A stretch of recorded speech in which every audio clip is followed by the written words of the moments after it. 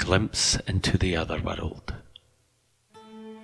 Many, many years ago, a woman from Nifsdale sat at home spinning wool, as most did in those parts.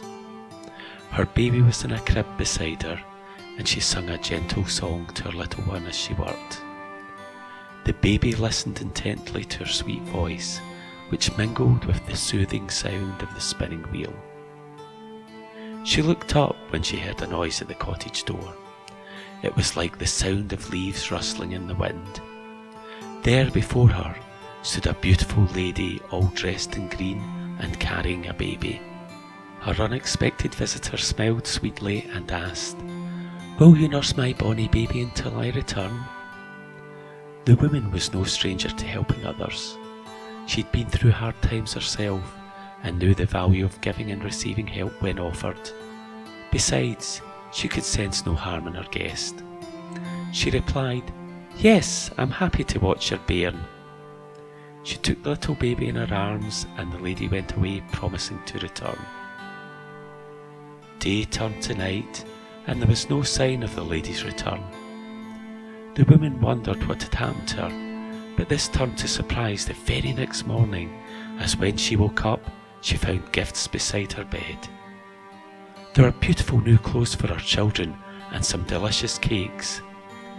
The woman was poor and could seldom buy clothes, so you can imagine the joy it gave her to dress her children in new ones. To her amazement, she found they were a perfect fit.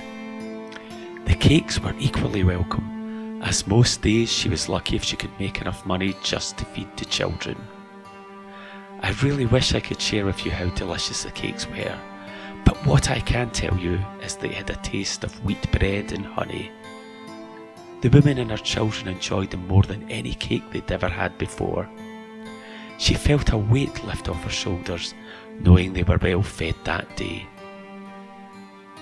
The lady didn't return that day or the next. Days turned into weeks, turned into months, and the woman continued to look after the baby left in her care. On many a morning she woke to find fresh cakes in the house, and when the children's clothes were nearly worn out, new clothing would appear. Summer returned, and one evening the lady in green came back to the house. One of the children was playing on the floor as the lady arrived.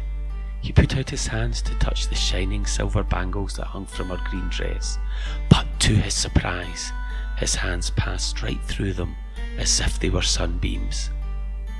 The woman saw this and knew straight away that her visitor was a fairy. The lady in green smiled towards her and said, "Thank you for looking after my bonny baby. It's time that she came home." Over the months, the woman had grown to love the baby and was sorry to see her go.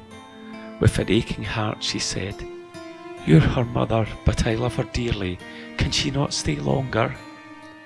The fairy smiled once more and said, "Come with me and I shall show you my home." The woman went outside with the fairy and her baby. They walked through the wood until they came out in a clearing with a green hill facing the sun. They began to climb, and when they were halfway up, the fairy said words the woman did not understand. Her eyes opened wide with surprise when the grass in front of them lifted up to reveal a door. It opened and the fairy entered.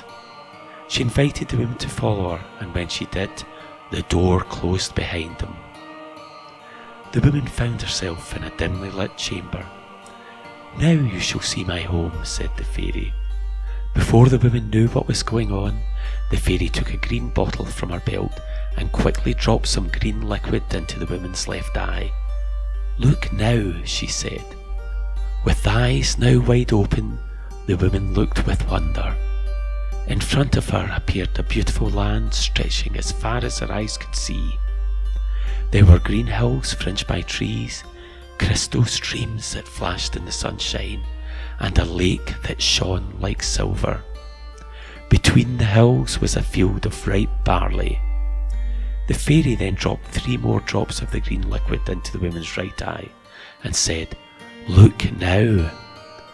To her amazement, she saw men and women she had known in the past, cutting the barley and gathering fruit from the trees. She cried out, "I can see many who once lived on earth, but have long been dead. What are they doing here?" The fairy said, "These people work as repayment for the evil deeds they did in their mortal life." As she said this, the fairy passed her hand over the woman's eyes, and the sight of the wonderful land and its labourers vanished immediately. The woman found herself once more in the dimly lit chamber. The fairy gave her gifts of clothing and healing ointments for looking after the baby. Then the woman said farewell to them both. She kissed the baby gently on the head, knowing that the child would never want for anything in that magical land, and the door opened. The woman left, and as she looked back, she saw the turf cover the hill, hiding its secrets once more. She returned to her own home, and to her surprise, kept the power of seeing fairies, for from that day onwards she could see them as they passed near her house. Foolishly one day she said, "Hello," to a fairy as it went by her door. The fairy asked, "With which eye do you see me?" Without thinking, the woman said, "I see you with both eyes." The fairy breathed on her eyes and took the gift away, and she never saw the fairy folk again. You might think this a little unfair, but with good reason fairies do not like folk prying into their business.